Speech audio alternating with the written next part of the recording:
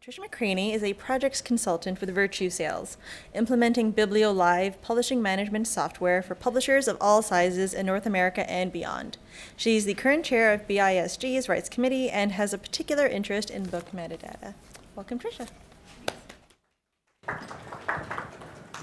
Thanks, Selena. I'm going to tell everybody a little bit about what Biblio is today, but more than that, I want to talk about audiobooks from a workflow perspective and how publishers can maximize their IP by incorporating audio into your current publishing workflow. I can never resist kind of doctoring book covers when I'm doing a presentation, but in this case, I spared all the publishers playing with your your lovely covers and your representations of books, but couldn't resist with the Netflix series. But also, I really love this quote from The Handmaid's Tale. Ignoring it isn't the same as ignorance. You have to work at it. And of course, that fits along with audiobooks and everybody for a long while thinking, how long can we ignore it? Do we really have to do it? When are we going to do it? If we had $1 million, we'd do everything in audiobooks, but we don't. And when we talk about audiobooks, of course, we know now we can't ignore them anymore. With audiobooks being such a growth area, many publishers are looking at how to make the most of their existing efficiencies and how to maximize their IP, as I said. And we're fast learning that audiobooks have the potential to be as significant or more significant than ebooks. So as Zelina said, I'm Tricia McCraney. I work for Virtusales Biblio, although I've worn many hats in the Canadian publishing industry over the years, including looking at your Onyx files for many, many, many years. So I always want to think about and look at metadata, because everything begins and ends with how good your metadata is. But today I'm going to talk about some of the customers who use Biblio, which is a publishing management system, so similar to something like Firebrand's title management or Clopatech. Biblio is a system that manages your publishing process from beginning to end. We're based in the UK, so we don't have any Canadian customers yet, but we're soon to have a couple, I think. And I will talk about what our customers are doing in the audio, on the audio front. Just really quick about Biblio. We have a SaaS model, so the platform is delivered online. And we have 8 new releases every year, so we're constantly developing the software and releasing it to you. We work on a sponsored development model, so our customers tell us where they want to go with the product. We develop it, and then it's released to everybody. So that's always really nice for smaller presses. You can benefit from the work that's being done by some of the larger customers that we have, and we'll look at those in a minute. We have almost 70 publishing clients worldwide right now. Everything from children's publishers to trade to scholarly, even some independents like Quirk Books, Kogan Page, Canongate, who would be aligned with you guys. We have a number of staff, most of whom have worked in publishing before, and our staff is split between, it's pretty much half developers and half project implementation and publishing people like me. Even though you may not have heard of Biblio, we've been around since actually 2000, so it's 19 years now looking at this. And we have close to 150 successful implementations, 130 live, and we're working on others at the moment. Everything from large multinationals to, as I said, really small publishers. And just to give you a sense of what's available in the software, Biblio is modular, so customers can implement the software as needed and as budget allows. There are several modules. There's the bibliographic module, which is where all your title management happens. So that's the spine of the system. It's where all your bibliographic data lives. It's where your acquisitions happen. Then there's the impressions or production module. That's where all your spec gets built up, your P&L, your costing, your scheduling, everything through to reprinting. Then we have contracts, rights, and royalties, which if you're in the contracts, rights, and royalties side of the business, you'll want to know about. But if not, just understand that your contracts can live in the system and anything that happens on the contract is recorded in Biblio and allows you to sell and manage rights and crunch royalties.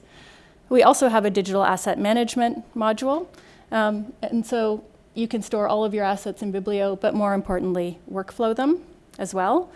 And just to give you a sense, these are some of our customers. Penguin Random House in the UK, we built our royalties module on spec for them many years ago now. Hachette in the UK, Walker Candlewick, Verso, Cork Books is one of our newest customers who's not on here, PRH in the UK, but here, big and small. Okay, but now I want to talk about audiobooks, what's happened, and then give you some insights that we've gained from working with those publishers and from the work that they've been doing in the Biblio system. So audiobooks, as we know, have evolved significantly.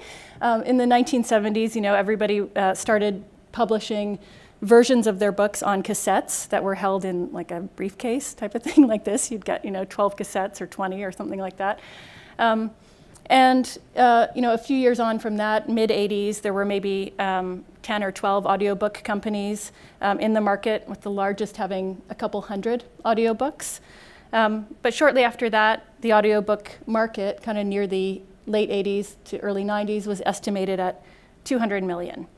And then we know what's happened from there, CDs and on to digital, and the introduction of the smartphone, of course, and downloads, huge game changer. With 5G, we know that we're going to be able to anticipate an even greater link between audiobooks and downloads, just because of the speed. Nobody will have to wait for it at all. We want what we want when we want it, and we can get it faster. Just a couple of other things, of course, the obligatory audiobook stats. We've seen phenomenal growth of audiobooks in recent years. Everybody knows that's been widely reported. But in the last 5 years, sales have doubled. So we see a 100% increase in sales in the last 5 years. And sales are growing about 20% year on year, compared to 1.5% growth for print. And of course, a drop for ebooks, somewhere around 5% drop for ebooks. In the UK, so where most of you guys are selling probably the majority of your rights, or where you're doing the majority of your deals, and where the majority of our customers are, UK sales hit £31 million, up 22% in 2017 from the year before. In the US, of course, record downloads in 2017, $2.5 billion value. And Nielsen just announced a 13% growth in 2018. So of course we know audiobooks are declining, and audiobooks are the fastest growing publishing format. Okay, so some of our customers on audiobooks and growth. Here you see Hachette, Penguin Random House in the UK, Macmillan. They're a publisher that works in Biblio both in the UK and the US. And I'm going to give something of a case study for what Macmillan has done in Biblio and how they've managed their audio workflow. And then, of course, Faber and Faber. So, of course, we're always delighted to see our customers reporting, great success in audio, particularly in the market, aided, we hope, by using Biblio and using a publishing system that supports the integration of audio into their wider business workflow. Hachette, UK, tells us strong double-digit growth over the past 5 years. Penguin Random House, last year was a phenomenal year for audio publishing, they said. Macmillan, 6th consecutive year of double-digit growth. Of course, I bet every one of us in this room has listened to at least one audio book from Macmillan this year, at least one. What they're telling us, what Macmillan in the UK is telling us, is that audiobook sales are growing well above the market growth rate, double-digit growth, so that's significant. And Faber and Faber, if we're looking at a slightly smaller press, they're aiming for 20% audio conversion for all of their original titles in 2019. So still working on that backlist, like many of you.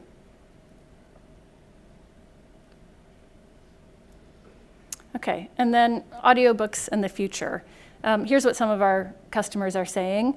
And if that trend is anything to go by, it looks like the audio market will continue to go from strength to strength on the same trajectory, and reaching an audience that print hasn't been able to reach is becoming an art form in its own right. Publishers are trying to decide when to do audiobooks, how to do audiobooks well, what's the difference between podcast content and audiobook content.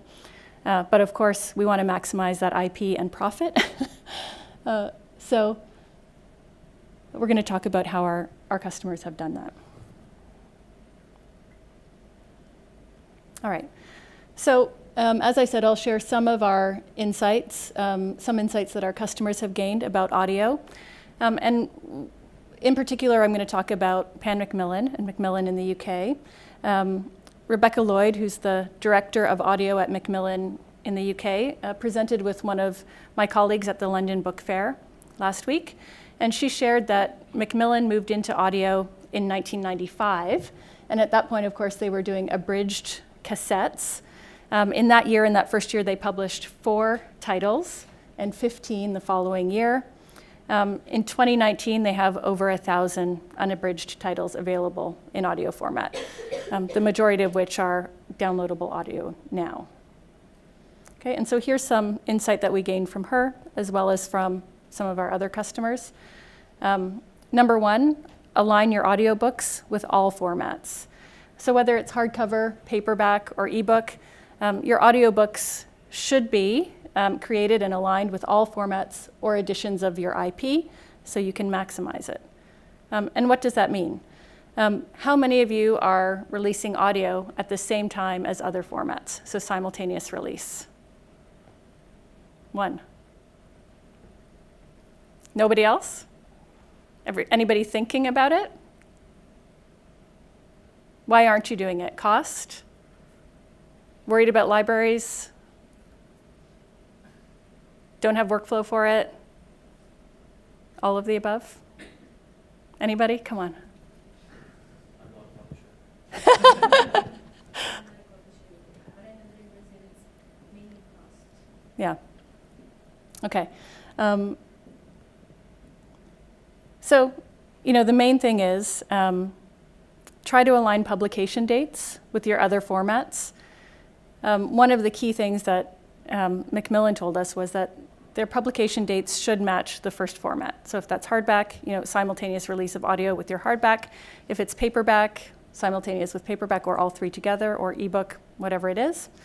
And we'll look at why in just a minute. We'll look at some examples of why that might be. Okay. Along with that alignment, you want to sell in and pre-order. You want those to follow your first format as well.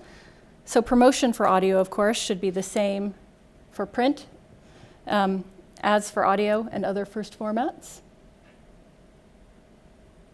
And here's a good example.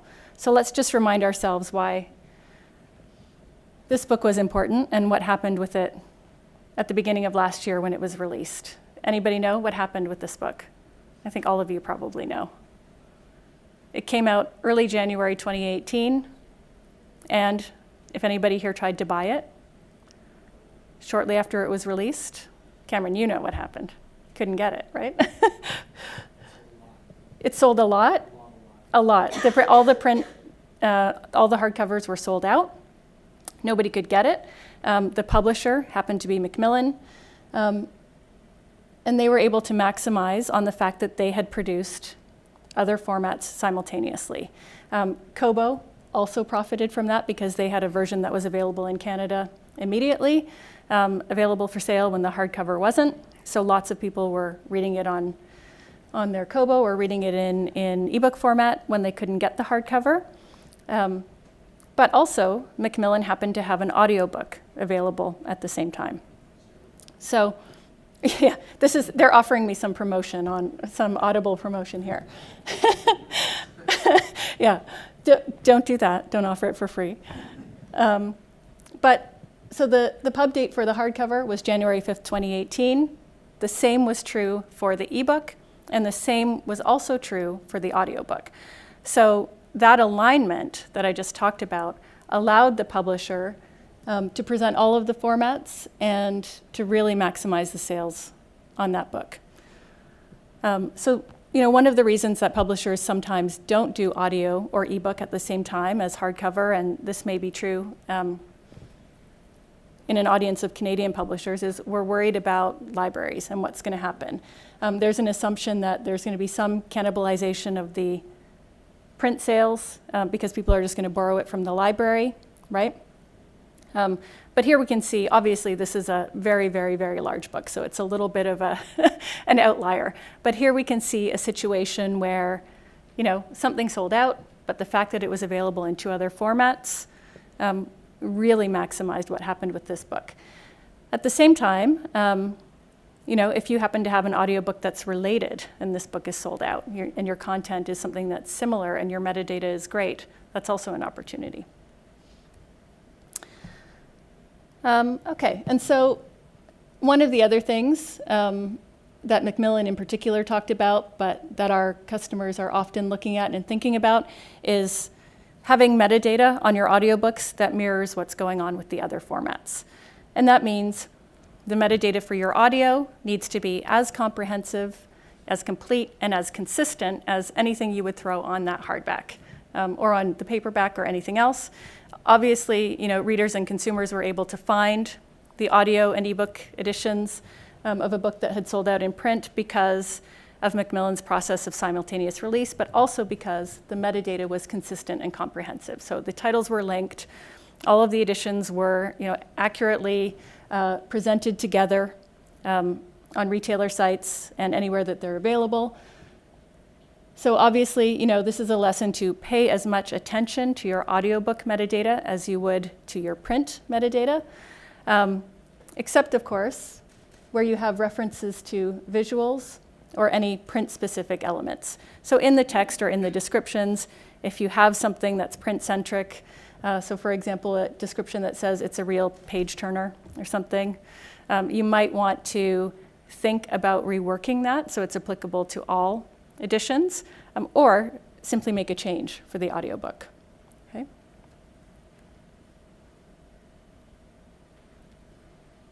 All right. Now, having said that, there are unique considerations for audiobooks.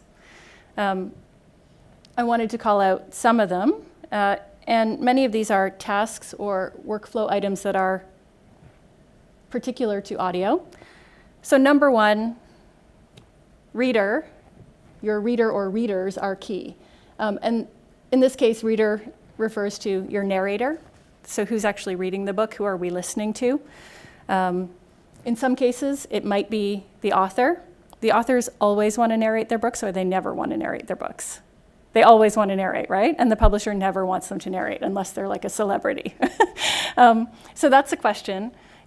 Is the author or the main contributor the most appropriate person to read your book? If you're reading, Springsteen's memoir, of course, everybody wants to hear him reading it. But if it's, a local author, maybe not so much. That's an important choice. But are you going to use a voice actor? Are you going to use somebody who's read for you before? Who's it going to be? Is there a localization component? If it's a Canadian book, do you need a Canadian to be reading it? So they're saying Montreal instead of Montreal, or sorry instead of sorry, or whatever. Is there a component that you need to take into consideration for that?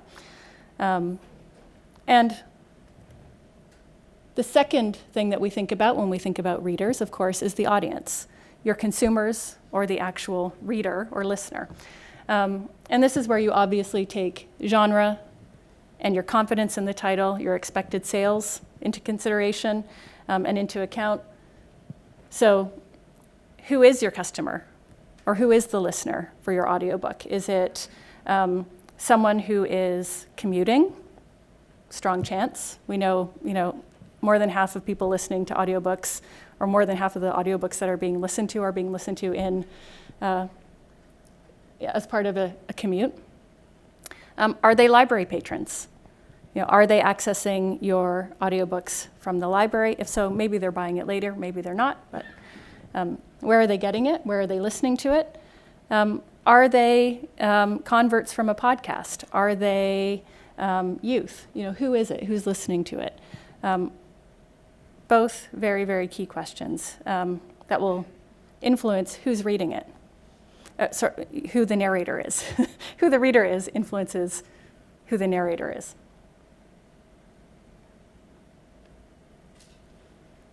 Okay? Other considerations. Copyright. Your copyright for recording most likely is going to be different than the copyright that you hold on the IP because you have a copyright on the performance. That may not always be the case, but if there's a royalty going to the performer, you may have a different copyright than what you hold on the work itself. Okay? So there's a consideration for potentially looking at additional copyright. Okay, citations.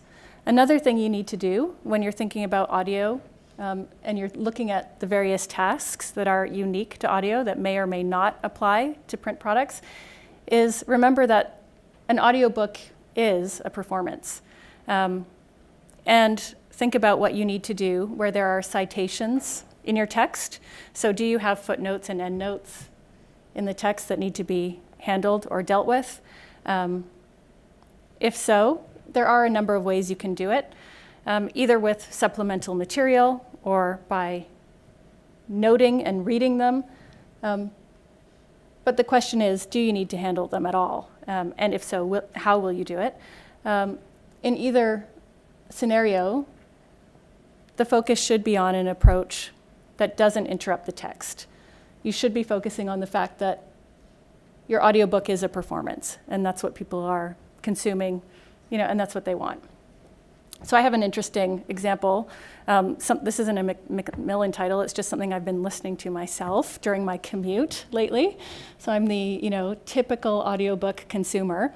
So this book, The Library Book by Susan Orlean, famously the author of The Orchid Thief, it's a love letter to libraries. And if you've read the print version, you'll know that every chapter starts out with a citation. So at the beginning of every chapter, she lists the catalog code. So we're looking at N6494.C64B361974 for this particular book. Modern 20th century art. And in the print book, it's a way of bringing the reader into the experience of visiting a library. So you're kind of looking at, what would be represented on a card catalog in a library, and it's a way of mimicking that experience of browsing through titles in a library. When she reads it in the audiobook, it's horrible. Like, it has no meaning. It's just, there's 3 or 4 citations at the beginning of every chapter, and it's just hard to hold your attention to figure out what is this? Is the title itself related to the theme of the chapter? I don't know. It was really disruptive, like I said, and it's almost like that scenario of it's a citation, and does it need to be included in the audio? Just because it's part of the text and it's part of the chapter header, does it need to be part of the actual audio? In this case, the author was reading the book, so, it gets a little, she probably had some say in whether or not that was included. But fascinating book, by the way. Talks about the great LA library fire of 1986. It's actually really, really good for those of us who like libraries. Okay, but that brings us to extra content. So where we might decide what doesn't need to be in an audiobook if it's in the print book, we also want to think about the tasks that need to be completed when we're creating our audiobooks that are really unique to audio. So is there extra content? Is there music? Are there sound effects? Are there PDFs with those footnotes and things in them that we're going to supply as supplemental material? Or is there a teacher's guide that's going to be available as a download? Is there a companion website? All of these things are content that you need to be thinking about and tasks that you need to be thinking about as part of your audiobook workflow. Okay? So now that we've talked about all of those insights that we've gained from our customers and what you need to do and what you should be thinking about in terms of aligning your different formats, I'll talk about incorporating audio into your existing processes. And of course, in this case, I'm actually going to show some of the Biblio system and talk about how our customers do it. But I'll do my best not to dwell on, the screenshots, but talk about the workflow and how it's managed. Okay? So here's how they do it. The process looks something like this for audio: scheduling, preparing the text or the script, casting the audiobook. So is it a voice actor? Is it the author? Again, is it somebody off the street? Who is it? Is it a celebrity? Is it more than one narrator? Some audiobooks, obviously, have more than one. Recording it, editing that recording, some kind of quality control on the recording, and then, of course, delivery and distribution. Did I miss anything? Or is that pretty much it? What? Promotion, yeah, of course. Right, so this is kind of, dealing with the acquisition and production, but of course you've got the promotion and metadata piece off to the side. Shame on me for forgetting the metadata, absolutely. So, this is the audiobook flow, and there are some synergies with other publishing formats. Of course, the scheduling will be driven by the production of the printed book to some degree, if you want it to be. There will be sharing of production files between contributors and the publisher and a production company, whether that's print or audio. And the distribution of the files to market will happen, whether it's audio or print or ebook or whatever. And there will be shared metadata across all formats. And of course, to do that, publishers ideally will have a system in place to manage all of these things. Some of you have one, some of you have 20, some of you have none. But I'll talk about, like I said, what it looks like for our customers. So ebooks are managed in the same way that other formats are managed. You might have a project, which could be a series, or it could be a type of IP that you have. If you have Berenstain Bears, they could be a project. You could have a genre or a theme that's a project. And then you'd have a work, which is your IP or your manuscript level. So that's what you contracted to, what you acquired. And then from that, multiple different formats or editions: hardback, paperback, ebook, audiobook. And from each of those, of course, you'll have a costing, and then any of the production, whether it's your printing, whether it's your ebook file production, or whether it's your audiobook file production. And some of the things that you'll think about is there simultaneous publication, like we talked about?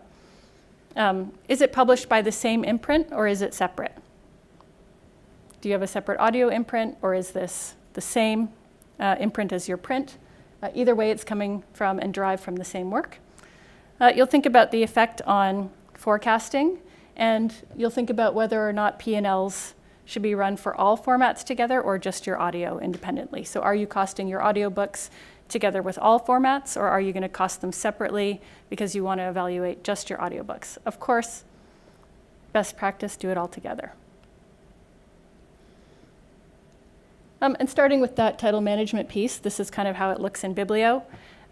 Product records are created and managed alongside other formats. We believe that publishers can be most efficient when their processes are really product agnostic. So you're creating content of any kind from that IP. Audio product and processes don't need to be siloed. So here we can see my work is maximizing IP, incorporating audio into your publishing processes, but this could be the Paper Bag Princess, for example, or whatever happens to be. And we have hardback, paperback, ebook, and an audio edition here, all on the same imprint. Okay? And what happens is each of these editions can inherit different metadata from the work. So anything that doesn't change from edition to edition would be stored at the work level. So your title, your subtitle, your contributors, your imprint, any of your subject codes, so your BISAC subject codes, thema, BIC, whatever you're applying, all managed there. And the key, of course, is to minimize any kind of duplication or data entry. Next, of course, you're managing and creating your metadata. In Biblio, we use dashboards everywhere as much as possible, so we're seeing a dashboard view here. But this is where all of the critical title management data for a specific edition, so whether it's, which format depends on what you're doing, but is applied. So you would have differentiation on some of the data points potentially. You would have a narrator, for example, on your audiobook and not on others. You might have some differentiation in the copy, but you want to limit that as much as possible, okay? Finally, the next step before you get even close to sending out your Onyx data is you would synchronize your metadata. So in Biblio, we have the ability to synchronize data, create metadata, build it on one edition, so maybe on your hardback, and then take that and copy it and build it on the following formats and editions. And then we can designate a parent or master here. It's the hardback. And then any changes that are made in that copy will flow through to other editions and automatically update. And that's useful where you might have blurbs or reviews or something else that you want to just copy through. It can be turned on or off for descriptions and other things where you might have differences. And what we're looking at here, one of my favorite screens in the system, is the Onyx Wizard. We have the ability to actually check in Biblio your Onyx output. This screen tells us where metadata is populated with those green check marks for anything that might be mandatory, and that can be either within an Onyx message or as defined by the publisher, and a red X for anything that needs to be populated that isn't. So for audiobooks, some of the considerations, some of the things you want to see in your metadata are file type, who the performing contributors are, so any narrators, whether the audiobook is abridged or adapted from an original manuscript, so the type, the edition type. And then, of course, if there's any kind of feature that you want to outline about the product, you can do that here as well. When you're doing audiobooks, of course, you want to keep a tight look on a tight kind of box around your contributors. You don't want to have 20 contributing to your audiobook. You can, but you want to be able to actually store those in a system and feed them out. So your primary audio contributors would be, for example, a reader or narrator. And then you can also do something like in Biblio, maintain your partners. So in this case, a recording studio. And you might have an audio copyright holder if someone else holds the audio copyright. If it's not you, if it's the author and you're licensing it, that's something else that you might have available. But here in Biblio, we have any roles, so contributors like an author, or in this case, internal roles like designers, in-house editors, so internal and external, available and viewable at the work level across all editions. So you can see who's assigned work, who's getting paid, and what's happening with this particular work. Turning to pricing, while audiobooks tend not to be as complicated as ebooks, different pricing models like subscriptions might be relevant.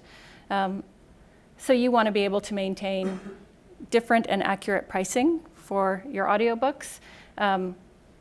Know whether the price is based on a calculation from the retail price or not, whether there's a library price, whether there are different currencies or different retailers or different currencies for different retailers. Okay, and then costing and estimating. Of course, following on from pricing, we think about costing and estimating. And one of the more powerful things that we can do in Biblio, but that you'd be doing anyway, whether you're doing it in a system like this or on the back of a napkin or in a spreadsheet, is the ability to estimate what that audiobook is going to cost. And everybody, of course, we all know if we had more money, we'd have more audiobooks in the Canadian market. But in Biblio, what you can do is create a cost group and put that audiobook in your costing with all other formats. And when it's aligned, as we talked about earlier, you get a view of what's actually happening. It's a combined view, a P&L and an appraisal for everything all at once. So you might have, a paperback, a hardback, an ebook, and an audio all together. In this example, we see a downloadable audiobook here, and it's part of a cost group that also includes each of those formats on the same title. Okay, and so then the publisher is able to make an assessment on the viability of the audio, both individually, but also as part of the overall margin or KPI for that work. Okay, and of course, that influences forecasting and your ROI. Okay, scheduling. How are you guys doing scheduling? Anybody working in production or editorial and managing editorial schedules in Excel? FileMaker? No scheduling at all? Email? Right. So this is one of my favorite things that I get to show in Biblio when we talk about it. The scheduling module supports audio-specific activities, but what we're looking at here is an entire schedule, and in this example, we're looking at tasks or date stages that relate to the sorts of audio tasks that would be performed by a publisher. Here you see on the left, there are different, what we would call date pages. These relate to different departments, so digital, production. You might have acquisition, editorial, something like that in here. And then you would have all of your tasks. All of your dates would be system calculated based on a critical path. So you'd enter the first date, in this case it's cover brief, it might be your acquisition meeting, it might be a launch meeting, it might be board approval, it might be just a go decision, a no or go, we're doing it based on the P&L. But you would enter that first date, and then based on rules and links that are configured in the system, all of the other dates are automatically populated. And the schedules are reflowable, so you can actually, say, I want to push this schedule out by 5 days, the entire schedule, or just from the reader being commissioned to the final files going to the producer. I want to reflow the schedule, and Biblio does that for you automatically. And of course, you can include schedule links. So at the same time that all of those tasks or stages can be configured to look however you need them to look for whatever you're producing, you can actually create links between, for example, tasks on other formats. So in this case, we're seeing the text approved task, and it's marked as complete on the hardback edition. And because they're linked here in Biblio, it's also marked as complete on the audio edition. So recording sessions can go ahead and be planned, for example, when you're using the same text. And of course, we have the ability to run reports on these, and you can circulate them to everybody who needs to see them on a daily basis if you want, although I don't recommend it. Some of our publishers do. The next step, of course, is collaboration and distribution. As with any publishing process, working with and collaborating with external suppliers is a continuous process throughout your workflow and throughout the production. We do have digital asset workflow in Biblio, and our customers are using that. And it's designed with that kind of collaboration in mind. You can collaborate with external producers to create audiobook files, manage the approval process, store final files against product records, and even trigger distribution to aggregators, distributors, and retailers. So here's just a couple of shots looking at the DAM. We have a digital asset management module. It underpins everything we do in Biblio. So you're able to store, for example, your cover images in it. But if you implement the whole module, you have the ability to actually take advantage of a lot of workflow, like alerts, like inviting external people to grab a manuscript or a file, check it out, comment on it, upload it back to you, access files on a time-limited basis, and keep track of the general progress of your audio project based on those alerts as those things happen. Okay, and so, what happens is final files and metadata are created through that collaborative process. They can be sent from Biblio, which is their, repository, or one of my colleagues described it as their final resting place, which I kind of think it's like, no, it's their primary living place, maybe, I don't know, but depends, we'll see where audio goes. But from there, you can send your files to distributors, retailers, aggregators, as I said, and any of the accompanying metadata as well that needs to go with it. And audio-specific Onyx feeds can be set up and maintained so that you have your product type, your imprint, your pub date, your last update, anything that's happening to that record. It's easily managed and it goes out with the assets. Okay, rights and royalties. So we're almost getting to the end of the process. Anybody in rights or royalties in the room? Brendan, anybody else? No? Okay, so I won't say too much on the rights and royalties side, but in terms of rights and licensing, of course, many publishers already hold audio rights as part of their acquired subrights and as part of the provision in their existing contracts. But in some cases, they don't know if they hold them or not. It takes a lot to figure that out, particularly on backlist. You have to go back to the contracts, look at it, dig it up, and decide whether or not the rights need to be cleared separately. In Biblio, when you set up a contract, you record all of your acquired subrights and then any splits with the contributors as well.